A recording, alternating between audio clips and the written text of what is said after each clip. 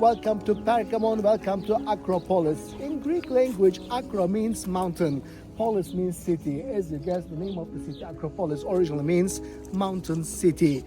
Right now we are on the top of the natural high mountain, which is 350 meters higher than the sea level. During Roman time, it was quite popular for them to build two settlements. Lower city was the place where normal class people were living. Higher city was the place where actually the high class people, which we call aristocrats class, top class, rich class people of the Pergamon were living. That's why in front of us you can see the ruins of the villas which were belonging to aristocrat people.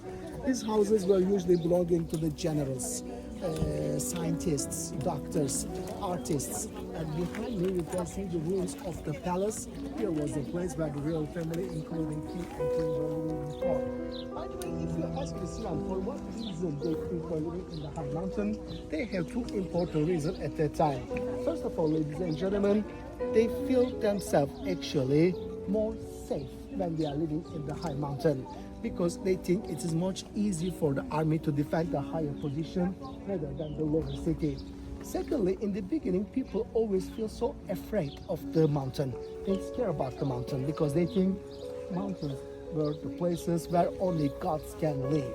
And if they make their God angry, God can punish them. That's why in the beginning, they always feel with distance to the mountains and they scare about the mountains. But later, especially in Roman time, Roman kings start to feel themselves in the same level with the gods, to feel themselves more like a real god. They also prefer living in the high mountain as well. This city's best time, I can definitely say, was between the 4th century BC and 2nd century BC.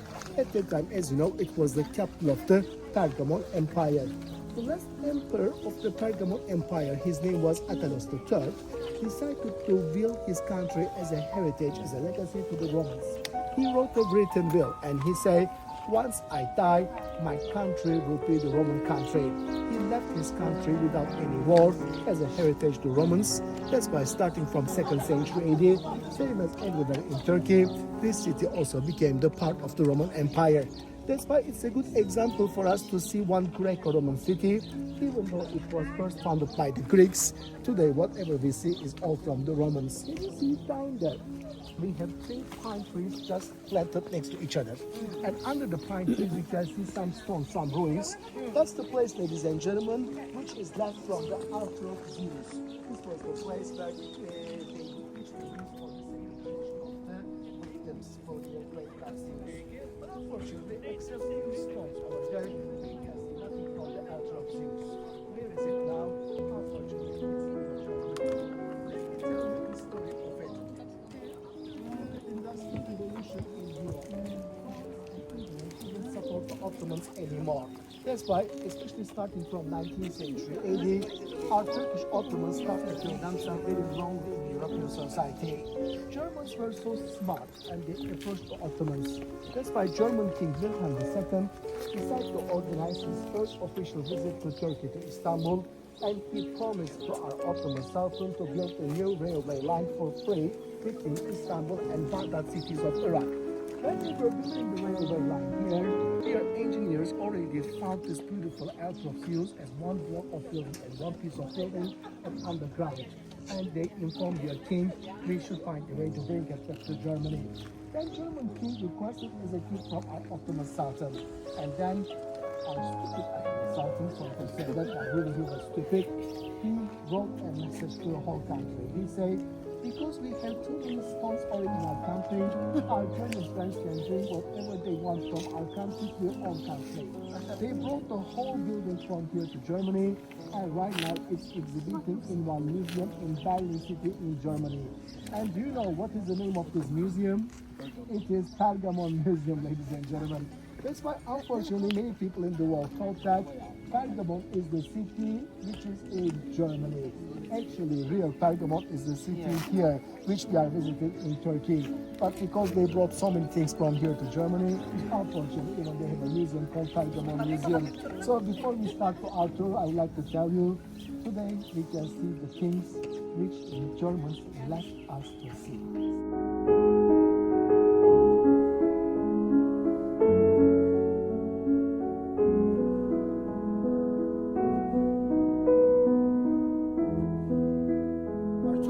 Right now in front of us you can see the city center, the downtown of Pergamon Acropolis. This is the place which we call Agora. Agora is a Greek word. In Greek language, Agora means marketplace, shopping center. It was called plaza as well because this is a square-shaped building, as you know, and because it was a place where the most popular conversations between people were actually doing. They usually call it forum. Forum means discussion place, talking place, meeting place. This was the city center of Acropolis, Bergamo city, and originally this was not so flat place actually. Originally this was a very steep mountain. We know that they paved nearly 30 meters from the top of the mountain. They opened the flat terrace by cutting the top of the mountain. That's why this mountain today is nearly 30 meters less than its original height. You can see on the left hand side there is one arch which was connecting the residential area to the shopping area. And the houses were down at the level. Here was the upper level actually for the shops, so people were using that entrance for going in. In the middle you can see one single olive tree, and next to the olive tree you can see one round-shaped water fountain. In the Roman time, people were so famous, especially about the water distribution system. Even here in the high mountain, they succeed to bring the water. On the right hand side, you can see the ruins of the famous library. This was the second largest library of the whole world. They used to have 200,000 real paper books. Here, the ruins on the right side, you see. But I say book, please don't think well big size book like today. At the time, one scroll, one paper at the time was considered as one book. This was a marble building with some wooden stuff inside, and they have 3 different floors. In the ground floor, they usually keep the books about medicine. Here was the very popular medical center, as you know. In the middle, we have actually the books about the psychology, about philosophy. And on the top, we have the books especially about the music, about the art, about the poetry. As I mentioned, interior was fully wooden. That's why, unfortunately, many years ago, it was totally burnt in the fire. Except these ruins, we have nothing to see from the ancient library of Pergamum. In Roman time, people were usually very successful for 2 systems. First one is the security system, defending system. In every Roman city, you can always see the fortification walls like we saw yesterday in Istanbul, and you can always see the very successful defending strategies with that. The second system of success rate, which I refer was water system. In every Roman city, they always succeed to bring the water from their city. How do they bring the water in the old days? In the beginning, they were using combined container structure system. What does it mean? They were opening the paths on the hills. After rainy days and after snow melts, the water was coming from up to down through these ways. They were collecting them in the big container and passing to the houses and to the shops. It was quite simple and manual system. But starting from 2nd century, once they discovered the cement, they improved the high technology and they start to build the aqueduct system, and they succeed to bring the water from the high mountain till the downtown without any human touch. The water here in Pergamon city was originally coming by the aqueduct, which is actually from the next mountain you see at opposite, nearly 26 kilometers far away from the city. The water was sometimes going from higher levels, sometimes coming from lower level. We were giving different elevation to control the speed of the water, so there was not any problem about the floating. At that time, they had some water storage places, which we call system. Some of them were big, some of them were small. This is a small system, the place where they store the storage of the water, only for the palace, only for the king and for the queen. You can see here was the place where they do the storage of the water. Then by using the small water pipes, they were sending the water from here to the palace. Water usually go from up to down, but for specific cases they have elevator system as well. Later in other cities I can also show you as well. You see this stone over there is very important, ladies and gentlemen. This is the stone which shows us the maximum level of the water. They thought the water should be more than the stone, shouldn't be less than the stone. If it is below the level of that stone, this means they don't have enough water for the future days. But if it is above that level, this means they have too much water and it's a risk of floating.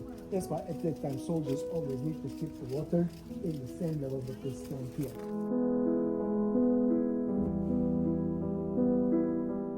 This is the temple of Trajan. This This is the place especially which Jesus mentioned that, hey, Pergamon people, you are living in the city where the throne of Satan is located.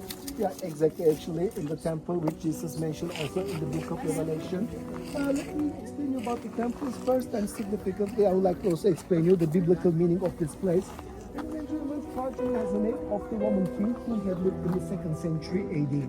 During that time, as I mentioned, Roman kings start to feel themselves in the same level with the gods. So those lubricated people of Pergamon who want to be more close to the king, they start to treat him like a real god. That's why they built a very big temple for him. This was actually the typical Roman style temple which has two different sections. First is the pronoun section, ladies and gentlemen. This was the place where people come and do the prayer. Second section is the noun section, which is on the right hand side, small section with the statue. As you see, here was the place where they put in the groups of the people, and that was the place where they put in the statue of your king, and at the same time your god as well. When you look at the statues of your kings, you can usually see the bodies, but most of the time you cannot see the heads. Why?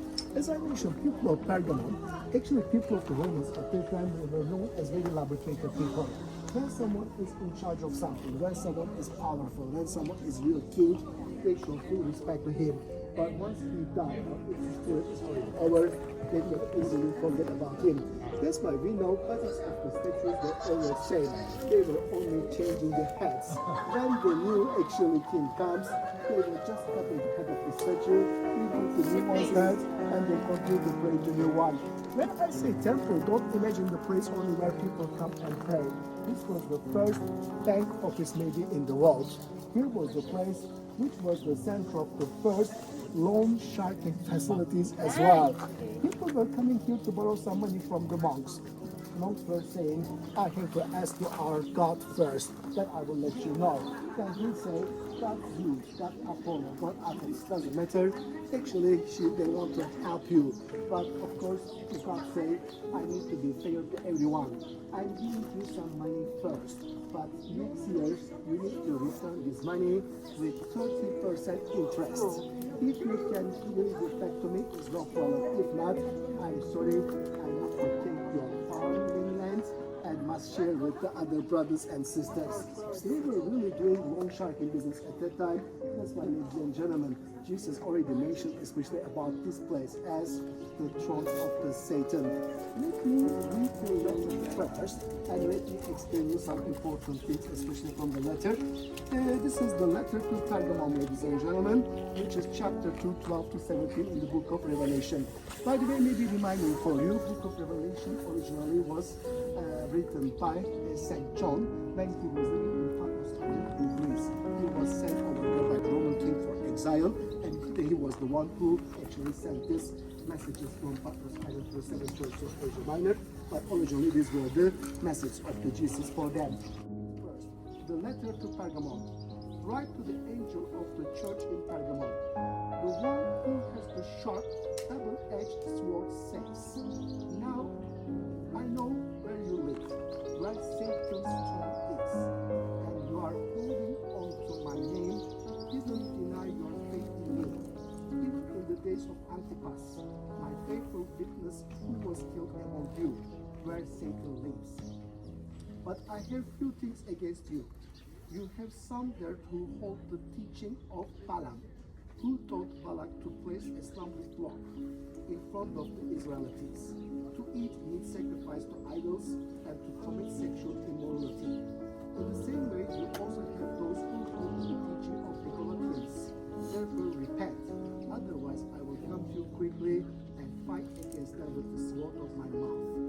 Anyone who has an ear should listen to what the Spirit says to the churches. I will give the victor of some of the hidden manna. I will also give him a white stone. On the stone a new name is inscribed that no one knows except the one who receives it. Ladies and gentlemen, from this letter actually we have so many messages to learn. First of all, let me explain three things especially which was mentioned in this letter. First of all, he said, hey Pergamon people, you are living in the place where the throne of Satan is located. That is this place exactly here. This was one of the biggest temple of the ancient world. The most of the immoral things, especially about loan sharking, was started from here. That's why actually this was a place which was managing by the Satan, Jesus said. And he especially warned the people of Bergamo not to follow actually the Nicolaitans. Who were Nicolaitans? Nicola, originally in Greek language, means conqueror. Those people who attacked the city. They were the barbarians from mountains. They were actually the ones who increased immorality in the city. He also mentioned.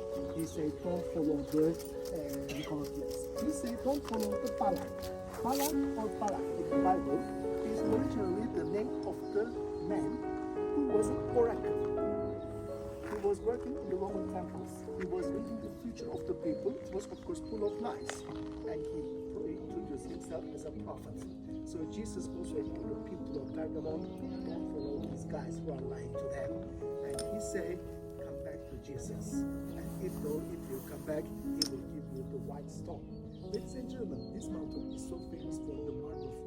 This is actually the most famous place for the sculpting school.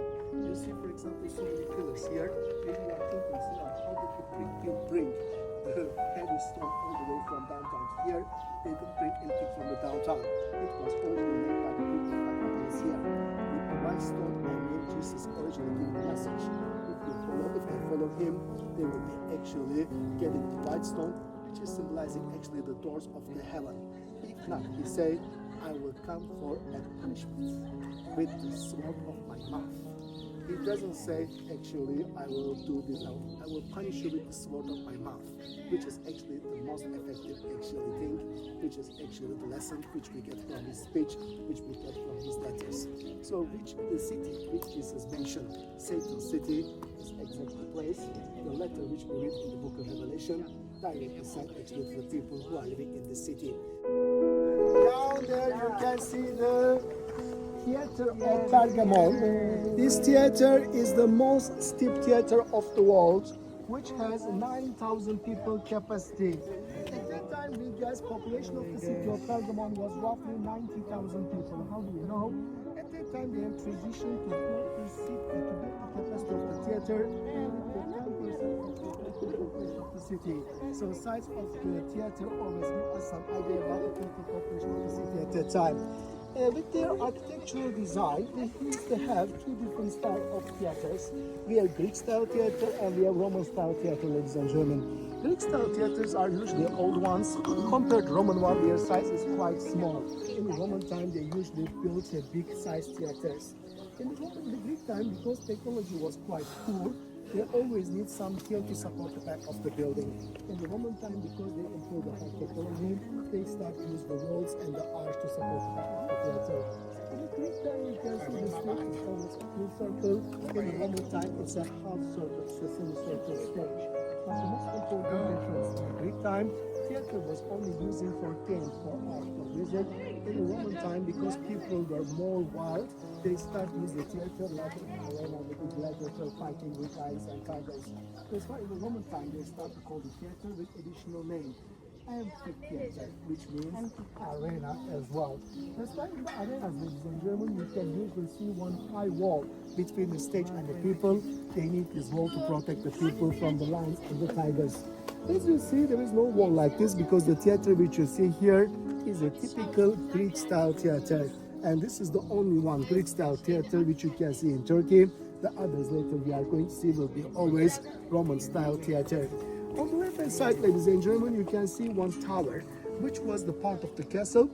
This was the place which we call an arsenal, ladies and gentlemen. Arsenal is weapon storage place. Here was the place where they were doing the storage of the weapons for their army. At that time, especially two kinds of weapons were so popular. First one was an arrow. Another one is the fireball.